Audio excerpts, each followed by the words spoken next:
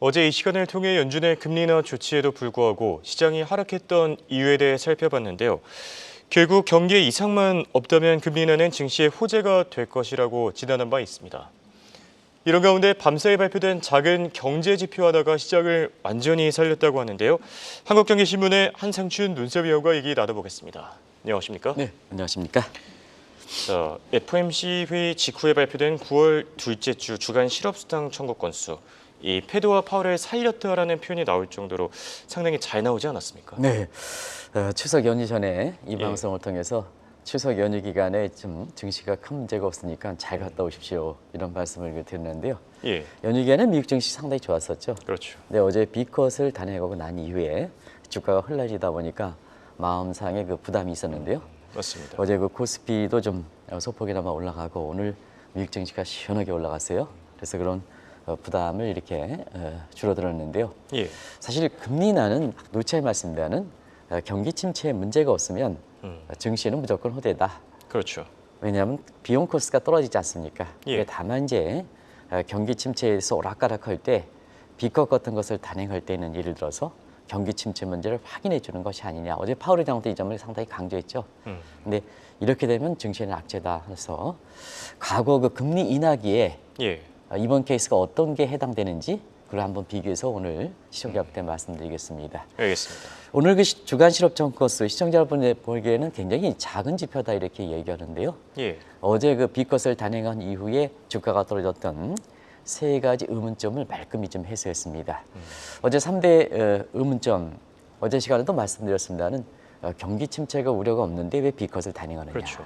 이게 첫 번째 의문이었고 예, 두 번째는 물가는 그 목표치를 웃도는데 B컷을 단행해만 하느냐. 두 번째 문점. 예, 오히려 그 B컷을 단행하면 경기 침체 우려를 좀 확신시키고 제2의 그 먹을 것이 일수 인플레 재발 우려가 있지 않느냐. 이게 세 가지 문제점이었었거든요. 그렇죠. 근데 오늘이 발표됐던 게 9월 둘째 주 주간 실업청 건수죠. 예, 아마 수치는 아마 다들 아실 겁니다. 21만 5천 건에서 예상치 대비해서 1만 건 정도가 좀 하향 거로 자막이 돌아가겠습니다는 하향 거로 나오고 있는데요. 결과적으로 보면 3대 의문점을 말끔히 해소하면서 경우에 따라서 오늘 그 기류가 섰을 때 이 경기 침체라든가 패닉 셀링의 우려가 8월 초에 나타났었죠. 이 우려를 말끔히 해소한 상태에서 3대 지수가 급등했다 이렇게 보게 됐습니다. 예. 오늘 그렇죠. 어제 그 파월 의장의 그렇게 사실 그 기자회견 4개가 서로 엇갈렸거든요. 그렇죠. 상당히 엇갈렸습니다. 시장에서 보면. 저는 그 매파적 B컷이라는 게 무슨 뜻일까? 매파적 B컷이면 시장에 이렇게 혼란을 초래하는 것보다는 차라리 그냥 0.25%포인트 예. 이렇게 금리를 내렸다면 이 매파적 B컷을 0.5%포인트 매파적 B컷이다. 이렇게 또 해석하는 시각도 있더라고요. 예. 이건 상당히 시장이 혼란을 초래하기 때문에 패드 카오스, 파월 카오스라는 얘기가 나오는 거거든요. 예. 차라리 매파적 B컷 해봐야 그냥 안전하게 0.25%포인트 이렇게 인하했더라면 증시 입장에서는 오늘 같은 사항이 어제 초래하지 않았지 않습니까? 어제 초래했지 않습니까? 예. 그런 과정에서 파월과 그다음에 패드도 동시에 살렸다 하는 이런 평가가 나온다 이렇게 보게 됐습니다. 알겠습니다. 자, 그러면 주식시장 외에도 다른 쪽에서는 어떻게 움직였는지도 살펴보면 좋을 것 같은데요. 가장 중요한 건 이 국채금리 움직임 아닙니까? 네, 어제 B컷을 단행하면 국채금리가 많이 떨어져야 예. 패드의 의향이 반영돼서 목적이 달성하는데요. 어제는 시장의 반란 때문에 사실 국채금리가 장단기 모두 올라갔죠. 근데 오늘은 단기물은 떨어지고 예. 그다음에 장기물은 더 오르는 아마 채권시장 금리를 보여주겠습니다. 단기물은 떨어졌죠. 그다음에 장기물은 일자리 오르는. 예. 그래서 경기 침체 우려를 불식혀서 미국은 경기 침체 상황이 아니다 하는 것을 채권의 예일드 커브 장단기에서 단기 금리는 떨어지고 장기금리는 높아지는 아까 김채연 PD께서 보여주셨습니다는 이런 현상 때문에 단저 장거의 경기 침체 우려를 불식시키는 상황이 연출됐다 이렇게 보겠습니다. 예. 시장은 그 정상화되는 거죠. 그리고 달러 가치 문제도 B컷을 단행하니까 일부 유튜브라든가 이런 데에서는 조만간 그 1,300원 밑으로 원달러 강이 떨어지는 것이 아니냐. 근데 사실 어제도 진단에 말씀드렸습니다는 곧바로 1,300원 밑으로 떨어지지 않습니다. 그렇죠. 내년에 가서는 이 점을 그 1300 밑으로 떨어지는 가능성을 사업 계획이라든가 이런 게 반영해서 이렇게 반영해야겠습니다는 당장 1300 밑으로 달러 약세가 되는 것은 아닙니다 하는 말씀도 드렸습니다. 예. 오늘 한번 보겠습니다. 오늘 그 N달러 환율이 142엔대에서 오늘 그 일본은행회가 그다지 아까 홍행크께서 내일 끝나는 게 예. 아니라 오늘 끝나는 겁니다. 주말에 그 일본은행 회의 있고 예. 그래서 오늘 N달러 환율이 142엔대 그대로 걸쳐 있는 모습에서 엔캐리 청산 문제가 가능성이 희박한 거로 이렇게 나오고 있고요. 어제 그 원달러 환율은 거꾸로 올랐습니다. 일부에서는 1300 밑으로 곧바로 떨어지지 않느냐 하는데 예. 어제 원달러 환율은 어제 막판에 떨어졌군요. 뭐 플랫하게 움직였군요. 1329원에서 이렇게 움직였습니다. 그래서 곧바로 1300 밑으로 떨어지는 이런 달러 약세 현상은 N달러 하든 원달러 환율은 달러 인덱스든 전부 뭐냐 나타나지 않았다는 것을 말씀을 드리겠습니다. 예. 어제 그 유난히도 원달러 환율 문제에 대해서 많이 얘기했는데요. 내년에 그냥 사후계획 환율, 적정 환율을 보면 한 1260원 정도 잡으면 좀 보수적으로 잡는 게 낫거든요. 예. 수출업체 같은 경우는 보수적으로 잡다가 환율이 좀 저보다 우위에 있으면 환차익이 나오는 거거든요. 그래서 좀 보수적으로 잡는다면 한 1260원 정도 잡을 필요가 있지 않느냐. 내년입니다. 예. 내년 사후계획에서 지금 10월 들어서는 전부 대기업이 사후계획을 짜거든요. 그렇죠. 그런 과정에서는 이번에 비컷을 단행한 계획에서 미국의 금리가 떨어지면 아무래도 달러 가치는 이렇게 약세가 되지 않겠냐는 측면에서 당장은 그렇지 않더라도 내년에 사후계획은 1260원 정도 좀 보수적으로 짜실 필요가 있지 않냐는 생각입니다. 예. 알겠습니다. 해당 내용도 참고하셔서 사업 계획 짜보면 좋을 것 같고요. 자, 지금 저희가 실업 지표에 대한 얘기를 계속 이어나가고 있는데 이 주간 실업수당 청구 건수 사실 지난번에도 증시를 살렸다라는 평가들이 있습니다. 제가 기억하기로 아마 8월 초쯤에 그때 당시 실업률 급등에 따른 경기 침체 우려가 있었는데요. 이 실업 지표가 잘 나오면서 해소가 됐고 이번에도 좀 비슷한 현상이 나지 않았습니까? 거의 비슷한 현상이죠. 예. 그때도 이제 실업률이 이게 그 개념상이 좀 약간 모호하다. 그리고 같은 고용 지표에서 똑같은 후행 지표지만 예. 투자하는 미래로 이렇게 볼 때에는 실업률은 가장 늦게 산출한다. 근데 주간 실업 건수는 이번에 발표했는 게 9월 둘째지 않습니까? 그렇죠. 그런 측면에서는 고용 지표 중에서는 상징성을 갖고 있다. 그래서 증시적인 측면에서는 주간 실업 청구 건수가 더 실업률보다 더 의미가 있다. 는 예. 말씀을 드렸었는데요. 8월 초에 발표됐던 7월 실업률이 문제였었죠. 그때 4.3%로 급등했는데 이것이 경기 침체 우려를 낳고 예. 패닉세를 낳던 겁니다. 그렇죠. 그런데 우리가 실업률의 개념에 대해서 말씀드리면서 8월 둘째 주 이후에 주간 실업 청구 건수가 3주 연속 감소했습니다. 결과적으로 많은 그 전문가들이 경기 침체 우려에 대해서 쏟아져 냈습니다는 경기 침체 우려가 해소되면서 패닉셀에 탈피하는 계기가 됐다는 것은 시청자 여러분도 잘 아실 수 있을 겁니다. 예. 다시 한번 말씀드리는 증시 입장에서는 미래에 대해서 투자입니다. 고용 지표 입장에서는 실업률이 상당히 국민들 사이에서는 실업률이 고용 지표를 마치 대신하는 것처럼 생각합니다는 자 실업률 개념은 실업률은 밑에 경기 활동 인구 분의 위의 비자발적 실업이거든요. 본인 자신이 실업 상태에 있으면 그건 실업률에 포함되지 않은 겁니다. 예. 그래서 7, 8월 달에 6, 7월 달에 왜 이렇게 실업률이 올라갔냐 하면 그때도 말씀드렸거든요. 자연재해가 많았다. 그렇죠. 그러다 보니까 노동시장 참여해서 밥벌이를 해야 된다. 그리고 코로나 지원금이 감소됐다. 그러다 보니까 코로나 지원금 때문에 노동시장에 자발적으로 참여하지 않았던 사람들이 자발적으로 참여하게 됐다. 근데 일자리는 주어지지 않는다. 이게 실업률이 급등했지 않습니까? 그런데 주간 실업 청구 건수가 해소되는 것을 계기로 해서 감소하는 게 8월 실업률은 좀 감소하지 않겠느냐 하는 전망을 좀 해드렸는데요. 이때 4.5%까지 나왔었죠. 예. 그런데 7월에 4.3%에서 8월에는 4.2%로 개선되는 모습이 나왔는데요.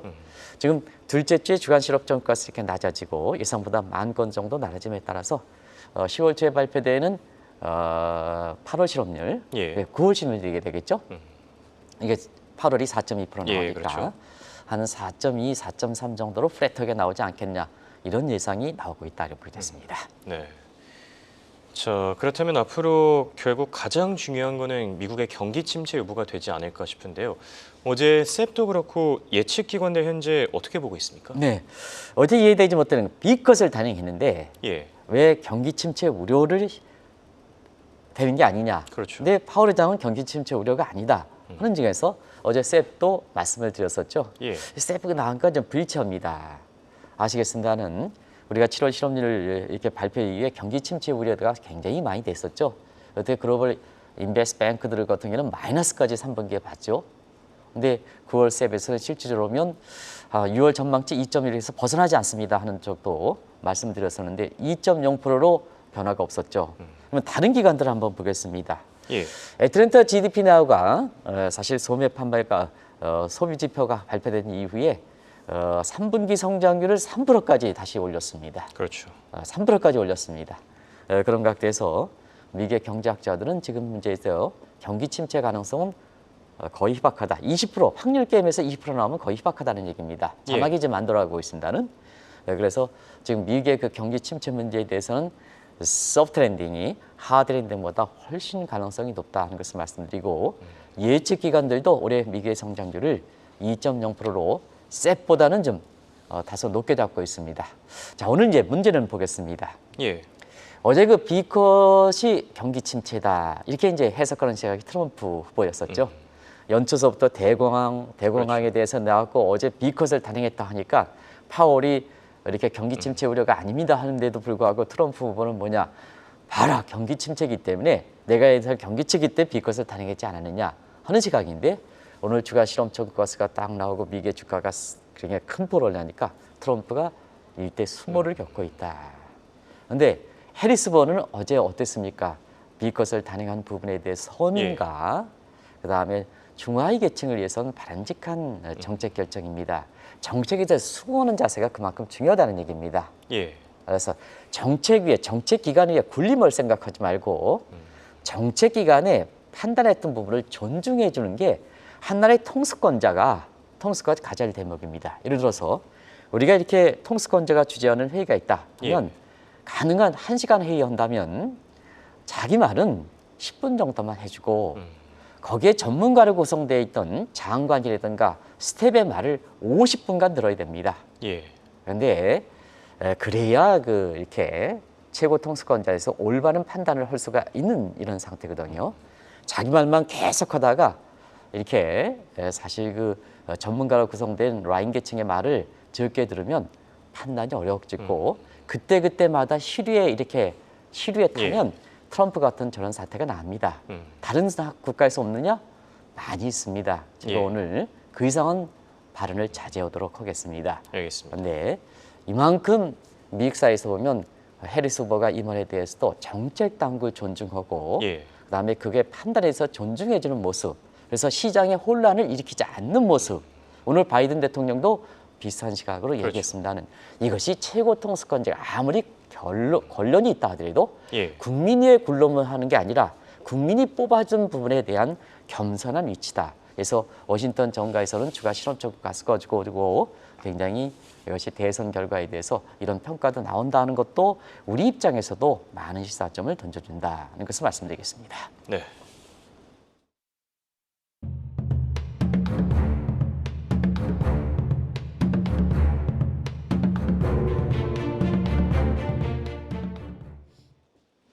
(9월) FOMC 회의 이후 흔들렸던 국제 금융시장도 조금씩 정상화되고 있습니다.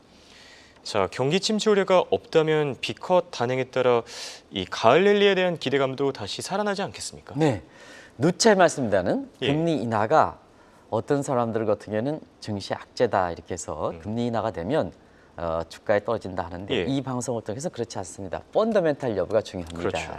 누차의 말씀입니다. 금리 인하가 증시에 호재가 되는가 이것도 퀘스천. 금리 인하가 주가에 악재가 되느냐 이것도 퀘스천. 그 관건은 펀더멘탈이다. 그래서 이 펀더멘탈에 문제가 없다면 그것이 금리 인하가 폭에 있어서는 메이비 컷이든 비컷이든 호재가 될 것이다 하는 측면에서 오늘 주가 실업정가스가 경기 침체 우려와 불식시킴에 따라서 주가가 시원하게 오르는 배경이다 하는 것을 말씀드리겠습니다. 8월에도 주가가 흔들렸죠. 그리고 이번에도 좀 비컷을 단행하고 이해되지 못하니까 주가가 흔들렸죠. 그래서 워브링 마켓인데 어느 쪽으로 가냐? 펀더멘탈만 있으면 8월에도 주가가 나중에 시원하게 올랐었고요. 이번에도 주가가 오늘 것처럼 시원하게 오른다 이렇게 보겠습니다. 자, 이제는 이제 9월입니다. 대선도 임박해 있습니다. 며칠 안 그렇죠. 남았죠, 이제. 이런 상태에서 돈이 집중적으로 풀리는 때입니다. 음. 지금부터는 아주 돈에 의해서 진짜 제가 미국에서 예. 4번에 걸쳐서 대선을 봤습니다는 돈이 집중적으로 풀어지는 때입니다. 그런 측면에서 보면 일부 우리가 이제 8월 말에 좀 성급하게 얘기한 적도 있습니다는 6월 달에는 이미 미리 서머 랠리가 왔다. 예.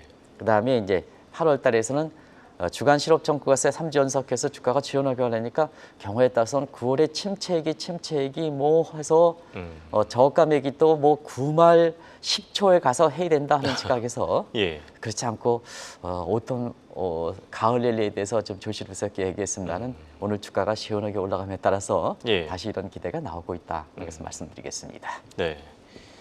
그렇다면 가을 릴리와 관련해서 이번에 빅컷이 미들 사이클 조정이냐 아니면 빅 사이클 조정이냐 이 논쟁에 대해서는 어떻게 보시죠? 네.